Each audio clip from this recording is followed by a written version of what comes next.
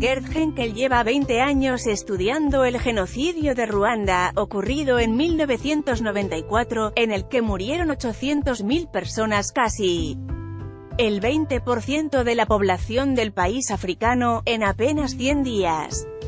Conoce bien la historia de cómo la etnia Hutu exterminó al 75% de la población de la etnia Tutsi por una extrema polarización impulsada, de acuerdo con la versión oficial, por colonizadores europeos que instauraron un sistema social racista. Pero este experto en derecho penal internacional e investigador del Instituto Social de Hamburgo sabe, sobre todo, acerca de lo que vino después, la justicia transicional y los procesos de reconciliación que se construyeron después de esta guerra, quizá la más atroz de la historia reciente.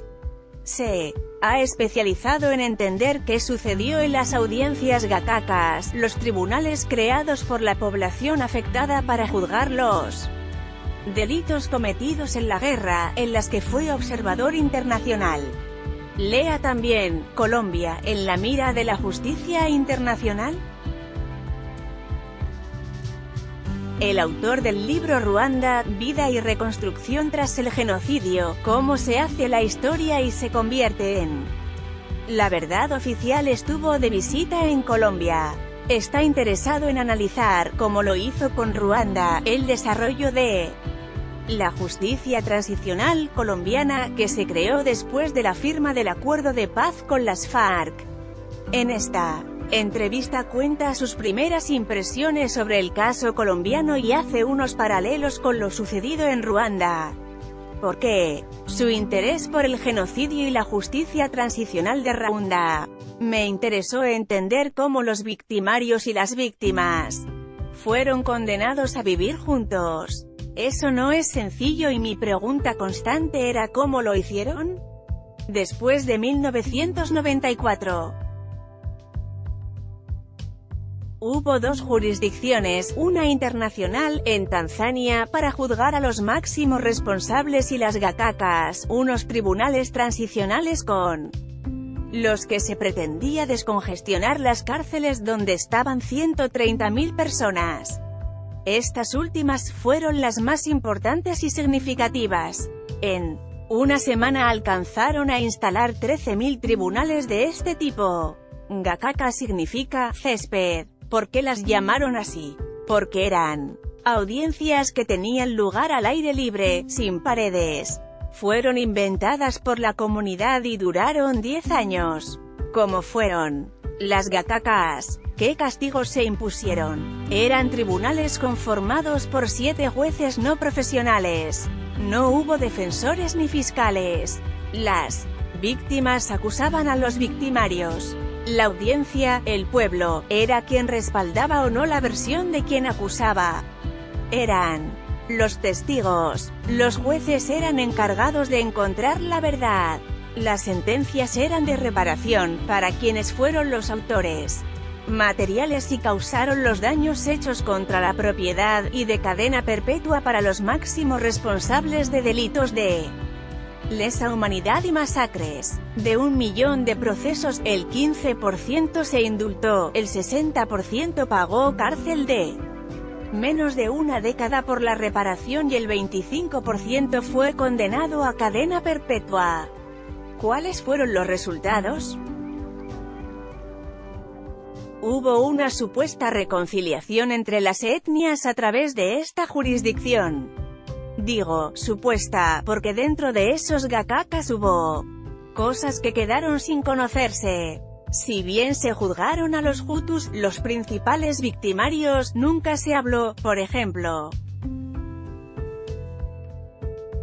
de los rebeldes tutsis que también asesinaron a centenares de hutus, aunque no en las mismas proporciones.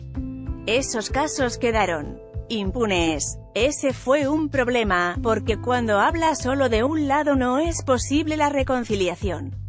Hoy en Ruanda, no hay hutus ni tutsis. El eslogan oficial es «Somos todos ruandeses». Pero la verdad es que entre ellos saben quién es quién, aunque oficialmente no se hable de etnias. En Ruanda hay convivencia pacífica, pero no una verdadera reconciliación. En Colombia, cuando se habla de justicia, se piensa en la cárcel. Sin embargo, con la entrada en funcionamiento de la Jurisdicción Especial para la Paz, JEP, se piensa en otro tipo de sanciones a cambio de la verdad. ¿Qué sucedió en Ruanda? Las gakakas buscaban también eso. Si se contaba la verdad tenía una rebaja de penas. Pero no fue tan efectivo porque solo se juzgó bajo la luz de una verdad. Colombia tendría que juzgar a todos los actores sin discriminación y escuchar a todas las víctimas. Pero lo importante es la verdad más allá de las cárceles. Eso puede propiciar la reconciliación. La prueba de eso es que ahora hay muchos ruandeses en las cárceles condenados a cadena perpetua y la comunidad sigue dividida. Lea también, avances y retos de la justicia transicional. ¿Qué similitudes y diferencias encontró?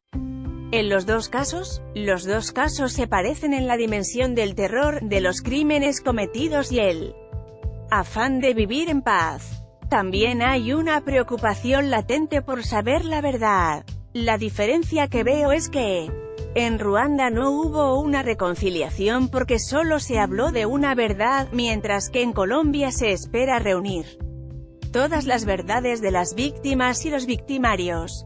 Hay que pluralizar la verdad, que hablen las víctimas de lo que sufrieron. Hay que construir una narrativa que sea creíble para ellas, pero también para los victimarios. Solo así se puede obtener el perdón y que a futuro no se acuerden de quién fue quién. Colombia tiene muchas falencias, pero es un sistema democrático. Hay libertad de prensa y de opiniones. Eso no sucedió con Ruanda. Allá se dictó una versión de la historia, se impuso desde arriba y así se intentó estructurar un acuerdo.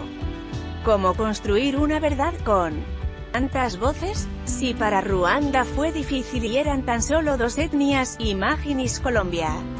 Pienso que hay que empezar. Colombia ha discutido este problema durante décadas sin comenzar los procesos.